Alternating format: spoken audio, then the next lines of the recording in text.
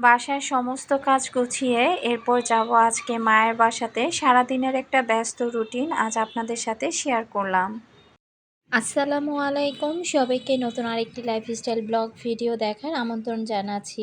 আজ পবিত্র শুক্রবার, জুম্মার একটা দিন। তবে আমার এই ভিডিওটি আরও বেশ কিছুদিন আগেরই করা ছিল। তো আজও যেহেতু শুক্রবার পড়েছে, ভাবলাম সবাইকে জুম্মা মোবারক জানিয়ে ভিডিওটি শুরু করি। তো এখানে দেখেন কি সুন্দর লাল জবা ফুলের আর কি কুড়ি চলে আসছে। সকালবেলা উঠে আমি হাত মুখ ধুয়ে আমার ২টা বারান্দাতে আমি আগে এক ঝলক ঘুরে আসব। তারপর আমি রান্নাঘরে ঢুকবো। তো প্রতিদিনের মতো সকালের নাস্তাগুলো বানিয়ে নিচ্ছি। আজকে আমি কিছু রুটি আর কি ফ্রোজেন করব। তো বেশ পরিমাণে কিন্তু অফ ক্যামেরাতে আটাটা আর কি বেশি করে কাই করে নিয়েছি। তো এখন এই তো কিছু রুটি বানাবো আর কিছু পরোটা বানাবো। সেই সাথে একদম সকালে নাস্তা করা থেকে শুরু করে সন্ধ্যা পর্যন্ত আমার সারাদিনের একটা ব্যস্ত রুটিন আজ আপনাদের সাথে শেয়ার করব। আশা করছি বরাবরের মতো আপনাদের কাছে ভিডিওটি ভালো লাগবে।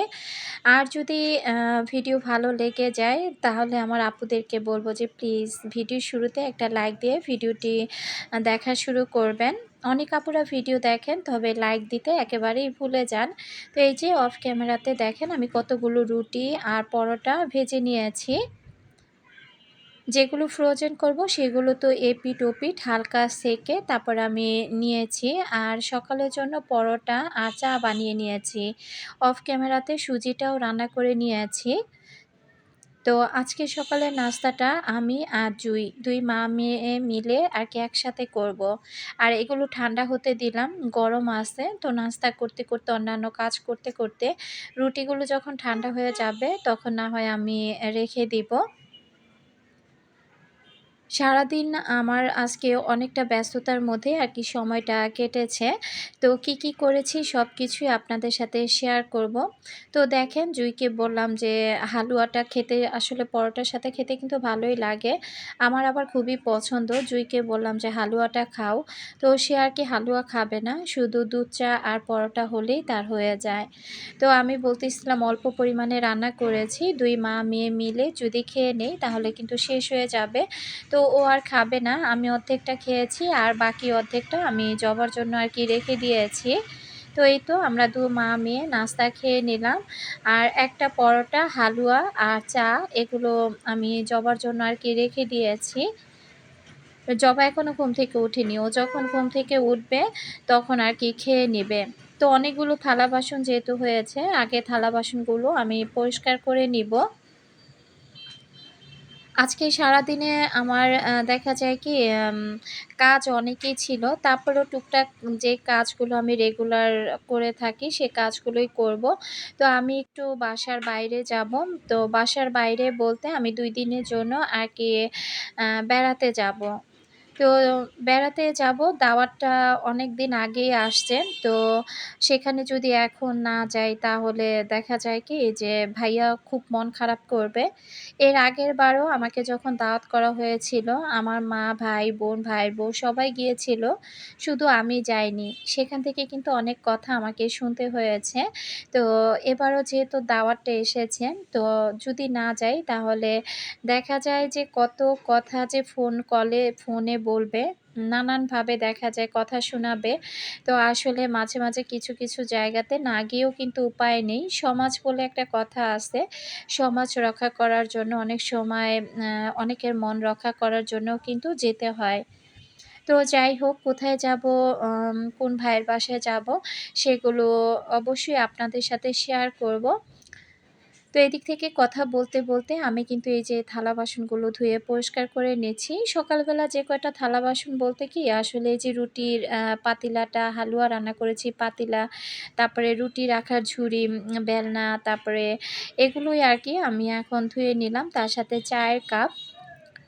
আর এই যে পানি তো কন্টিনিউ ভরে রাখতেই হবে। তো এই বোতলটাও আমি আবার একটু সাবান দিয়ে আর কি একটু ভিম লিকুইড দিয়ে ভিতরে একটা কাপড় দিয়ে খুব ভালোভাবে পরিষ্কার করে নিলাম।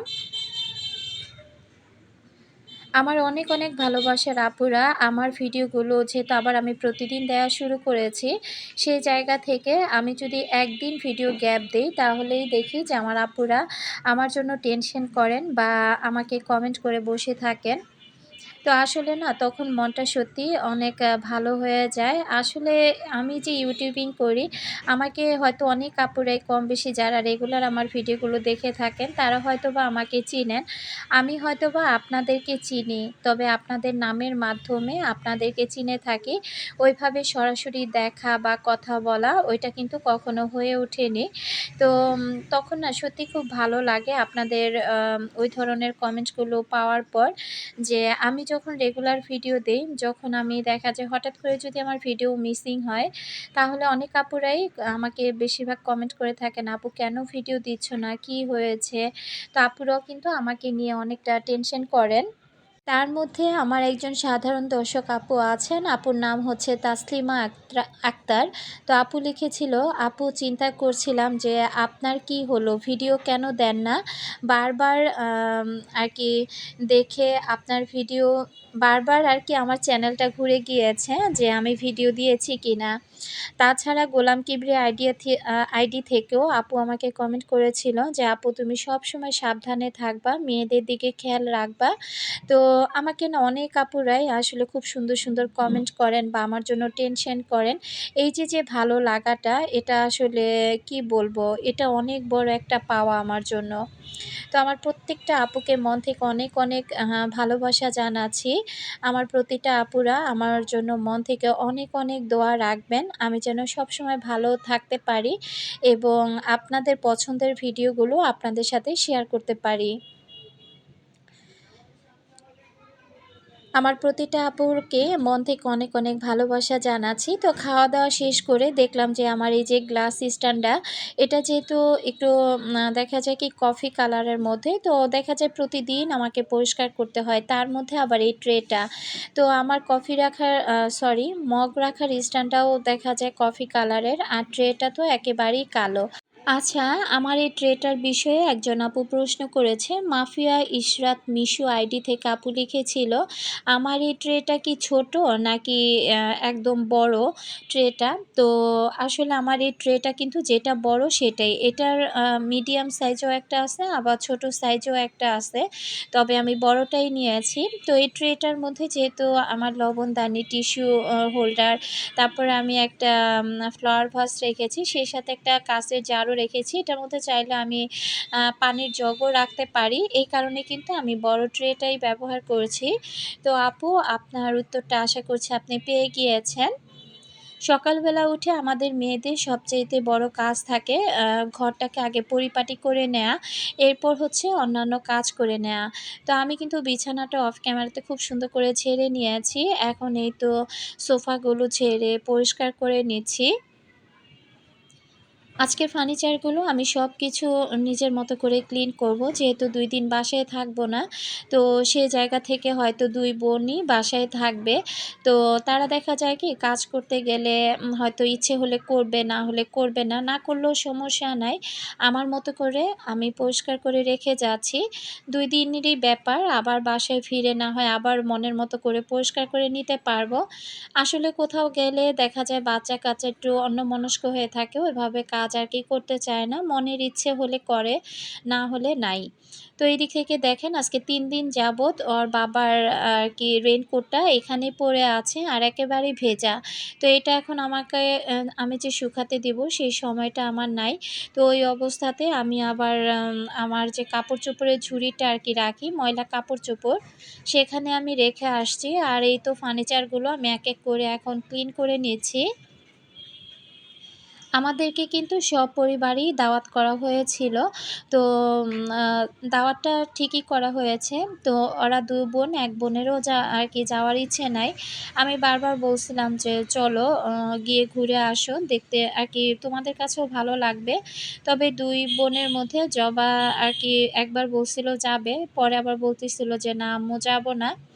তো দেখা যায় কি ওদেরকে বাসায় রেখে আমি যদি কোথায় আর কি বের হই, তাহলে না রান্না-বান্না করে তারপরে সবকিছু রেডি করে তারপর আমাকে যেতে হয়।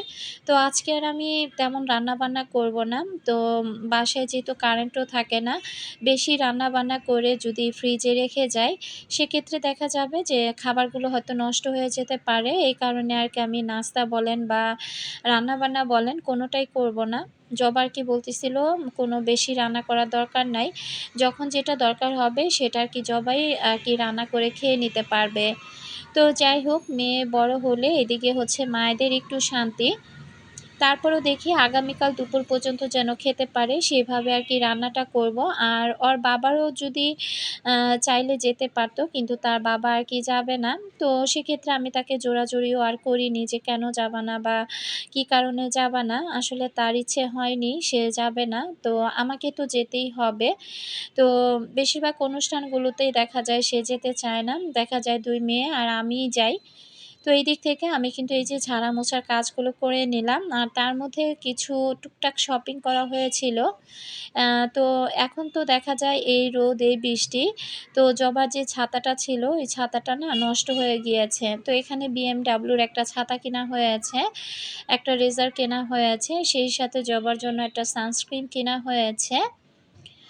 আর দেখা যায় কি যে কলম, তারপরে মার্কার এগুলো আর কি জবার জন্য কেনা হয়েছে। সেই সাথে কিন্তু আমি একজোড়া স্যান্ডেলও কিনেছি। তো এটার দাম দেখলাম ৳৮৫০ নিয়েছে। তো এই সানস্ক্রিনটা কেমন হবে আসলে জানি না, ব্যবহার করার পর জানা যাবে। তো এটা তো দেখা যায় ইন্ডিয়ান প্রাইসটাই তারা দিয়ে রেখেছে। তো জবা আরকি বলতেছিল যে, "মা এটা না অনলাইনে এটার দাম আরও অনেক কম। এখানে প্রায় ৳২ থেকে ৳৩০০ তারা বেশি নিয়েছে।" তো আমি তো আসলে এত কিছু ঘাটাঘাটি করি না অনলাইনে। এগুলো জবা ব্যবহার করে। তো এ কারণে দাম দর ওরই ভালো জানা। তো তার সাথে আবার একটা বডি ওয়াশও কেনা হয়েছে। আর এই যে স্যান্ডেল জোড়া, তো এগুলো কিন্তু ইন্ডিয়ান জুতা আর এগুলো রাফ ইউজের জন্য খুবই ভালো। রোদ, বৃষ্টি সব জায়গায় আরামসে পরা যায়। আর জুতো জোড়া এত ভালো ছিল, একেবারে সফট ছিল। এগুলো পরেও কিন্তু অনেকটা আরাম। তো এই তো এই টুকটাক কিছু কেনাকাটা করা হয়েছিল মেয়ের জন্য। তো এগুলো এখন আবার জবাকে বললাম যে, "শু র‍্যাকের মধ্যে শুগুলো ভালো করে রেখে দাও।" আর এগুলো জায়গার জিনিসগুলো আমি জায়গায় এখন গুছিয়ে রাখবো। দুপুরে রান্নাটা করতে হবে আর তার সাথে আজকে জবাকে নিয়ে আমি না একটু হোমিওপ্যাথির কাছেও যাবো। তো জবার আর কি দেখা যায় একটু সমস্যা হয়েছে। তো ওকে রেখে যখন আমি কোথাও যাই, বিশেষ করে পাশের রুমের ভাবিকে বারবার বলে যাই যে একটু দেখে শুনে রাখবেন। তো এর আগেও আমি মায়ের বাসাতে গিয়েছিলাম। তো হঠাৎ করে দেখে গিয়েছিলাম মেয়ের ঠান্ডা লেগেছে, বারবার হাঁচি দিচ্ছিল। সেই সাথে প্রচণ্ড পরিমাণে মাথা ব্যথা। তো আমি চলে যাওয়ার পর ওর আরকি ঠান্ডাটা আরো বেশি লেগেছিল। তারপরে মাথা ব্যথা, হাঁচি, কাশি। তো ভাবি আরকি বারবার আমাকে বলতেছিল ফোন দিয়ে যে, "ভাবি মনে হয় মেয়ের নাকে মাংস বেড়েছে।" তো উনি আরকি দেখতে চেয়েছিল। তো উনাকে আরকি মেয়ে দেখতে দেয়নি। পরবর্তীতে আমি বাসায় এসে তারপরে দেখি যে হ্যাঁ, নাকের একপাশের মাংস এতটাই বেড়েছে যে নিঃশ্বাসই ঠিকমতো মেয়ে নিতে পারে না। তো ২ নাকেই বেড়েছে। তো সে জায়গা থেকে চিন্তা করেছি আমি যেহেতু আবার ২ দিনের জন্য যাচ্ছি, তো আজকে ওকে একটু ডাক্তারের কাছে নিয়ে যাবো।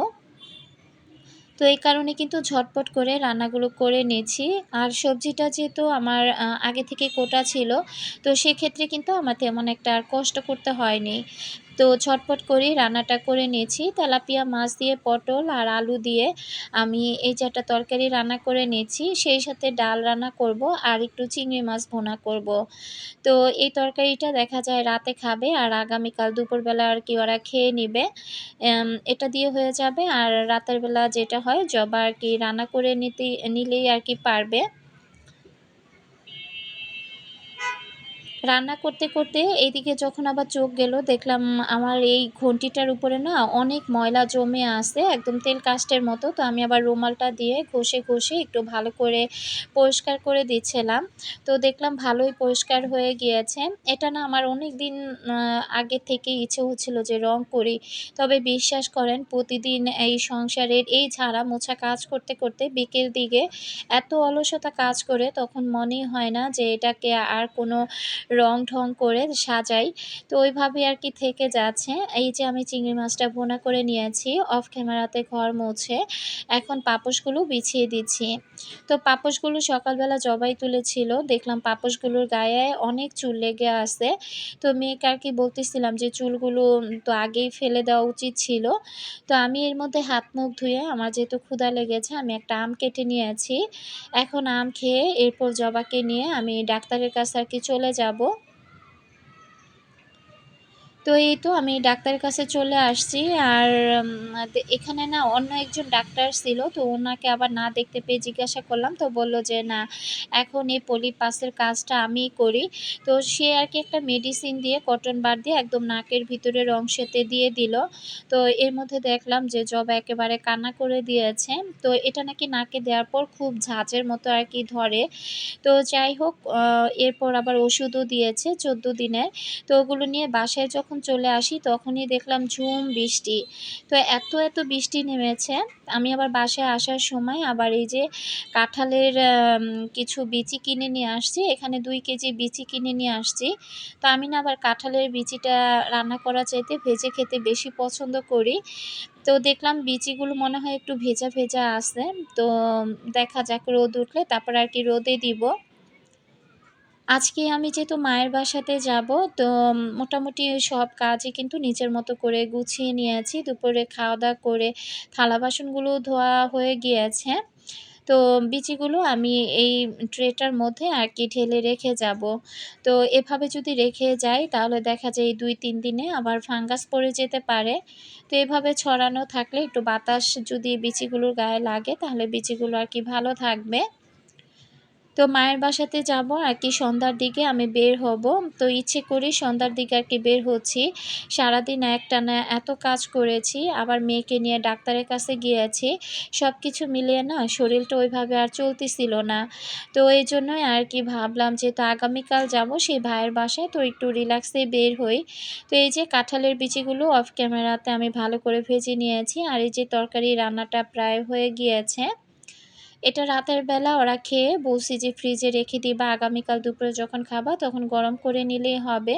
আর দুপুরে আমরা চিংড়ি ভুনা আর ডাল দিয়ে কিন্তু ভাতটা খেয়েছি। মুষলধারে কিন্তু বাইরে বৃষ্টি হচ্ছে। তো আমি বারান্দায় দাঁড়িয়ে বলতেছিলাম যে আহারে, কাঠগুলো ভিজে আবার একদম নষ্ট হয়ে যাচ্ছে। তো প্রতিনিয়ত কাঠ কিন্তু এভাবে ভিজতেই থাকে। আর এর মধ্যে দেখলাম আমার চেরি ফুল গাছে চেরি ফুল ধরেছে, অলকানন্দাও ফুলও ফুটে আছে, আর নয়নতারা, কলিয়া সবগুলো গাছ কিন্তু অনেকটা সতেজ হয়ে উঠছে। তো আমার না বারান্দার মধ্যে মন চায় যে বারান্দাটা একেবারে জঙ্গল করে রাখি। সন্ধ্যামালতী ফুলগুলো যখন সন্ধ্যাবেলা ফুটে যায় এত সুন্দর ঘ্রাণ বের হয়, কি আর বলবো, আমার কাছে খুবই ভালো লাগে। আর এই জায়গা থেকে এই যে বিচিগুলো ভাজা শেষ, তো জুই বসে বিচিগুলো আমাকে আর কি ছিলে দিচ্ছিল। তো আম জুই আর কি বলতেছিল যে মা, বিচিগুলো মনে হয় নষ্ট। তো কয়েকটা বিচি নষ্ট বের হয়েছে।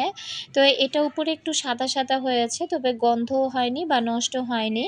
তো আমি আবার একটু খেয়ে তারপর দেখলাম যে বিচিগুলো আরও ভালো করে রোদে আর কি শুকিয়ে নিতে হবে। এর মধ্যে কিন্তু আমি রেডি হয়ে গিয়েছি। তো এখন আর কি মায়ের বাসার উদ্দেশ্যে বের হব। জানি না সকাল থেকে সন্ধ্যা পর্যন্ত আমার এই ব্যস্ত দিনটা আপনাদের কাছে কেমন লেগেছে। দেখা হবে নতুন কোনো ভিডিওতে। আল্লাহ হাফিজ। আসসালামু আলাইকুম।